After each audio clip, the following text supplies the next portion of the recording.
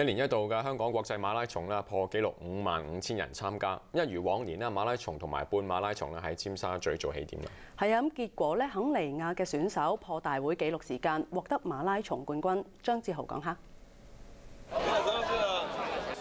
唔理係唔係世界級嘅跑手，又或者係本地嘅長跑健兒，佢哋都一早喺尖沙咀附近一帶爭取時間做好熱身。半馬拉松嘅首先出發，跟住起步嘅係馬拉松賽事。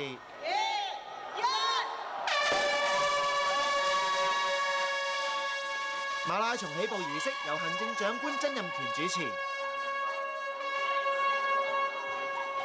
大會嘅估計，馬拉松有成8000人參加，而半馬拉松就有14000人報名。香港最大型嘅長跑賽事，又點可以冇香港長青樹以白一份啦？為咗配合比賽順利進行，有關嘅政府部門將青嶼幹線、青葵公路、西隧等作出封路，等比賽可以順利進行。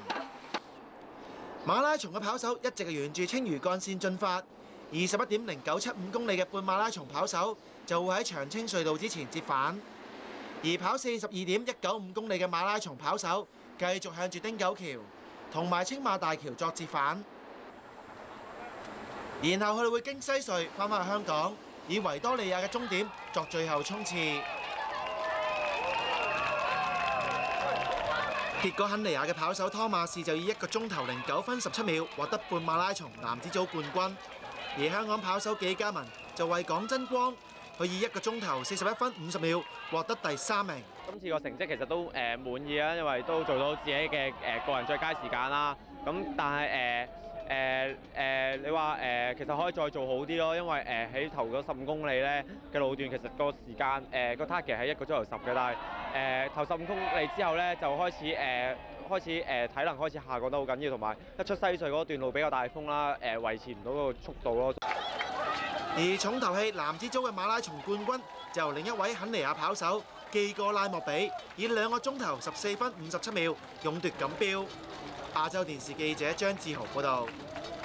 問下你啦，你可唔可以遮住眼跑10公里啦？唔好話跑啦，我諗咧，就算眯埋眼行10公里咧，都唔容易嘅喎。咁啊係，咁啊，我哋較早時咧就介紹過7位視障學生咧決心跑馬拉松，今日佢哋就成功喺東區走廊咧完成10公里跑啊！咁啊，感受係點咧？由梁善英講下。天未光，選手未出發先興奮。比賽一開始就有選手唔小心跌倒，好彩可以繼續比賽。超過3萬名選手喺東區走廊一齊跑，唔單止要鬥快，仲要左閃右避。比賽前，榮信同另外6個深光學校嘅視障同學做足準備，為嘅就係跑嘅呢一刻。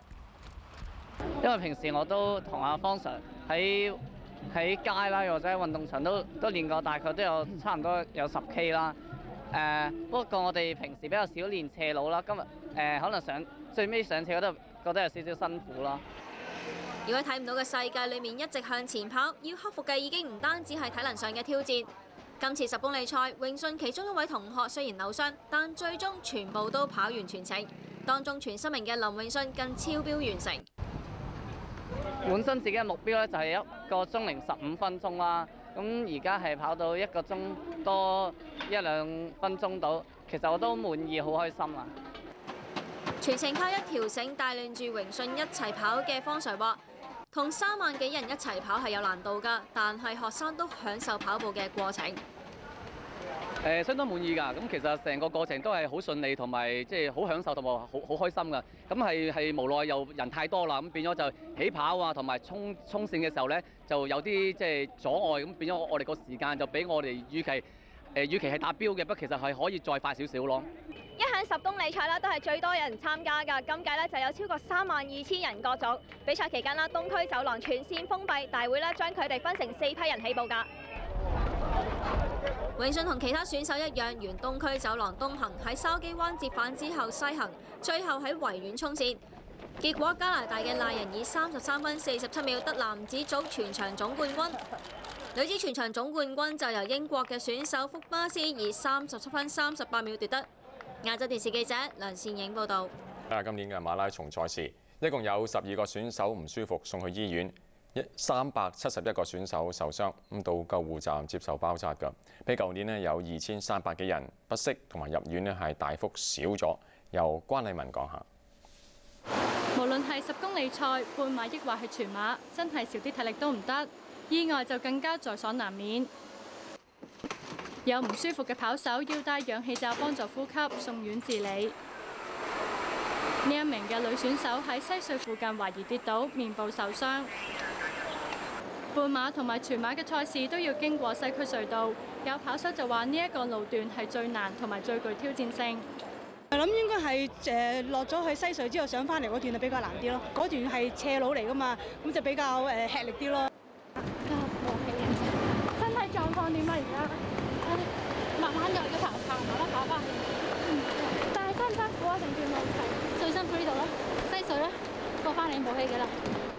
好多名選手跑完西隧嘅路段都要到醫療站接受治理。有物理治療師就話啦，跑手好多時都會因為訓練唔足夠啦，或者係跑鞋唔啱，所以容易出現抽筋或者係關節痛嘅現象。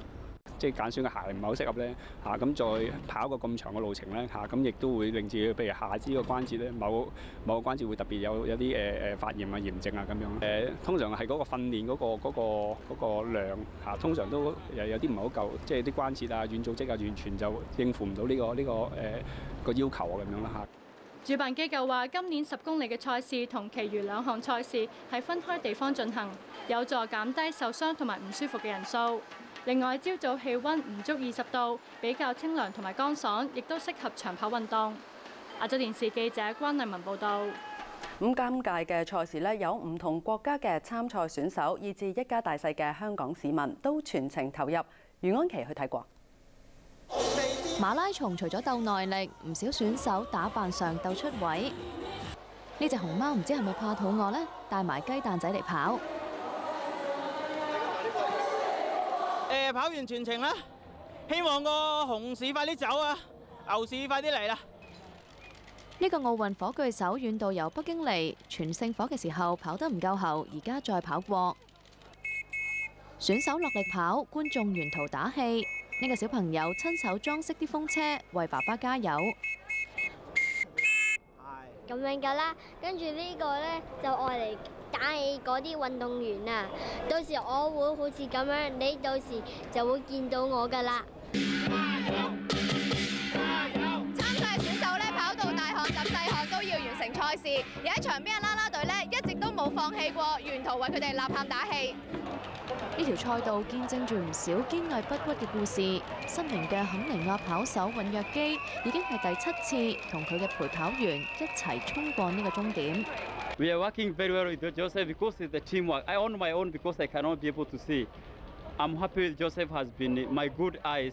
He has been taking care of me all the way through, and we are happy that even without sight, I have the vision to do all this. 71歲嘅伯伯挑戰21公里半馬拉松，證明自己寶刀未老。我半馬練足1年㗎啦，我跑足1年，即係我上次我跑完10K 之後啦，就開始日日都練㗎啦，日日都係咁跑㗎啦。咁樣出年仲嚟未啊？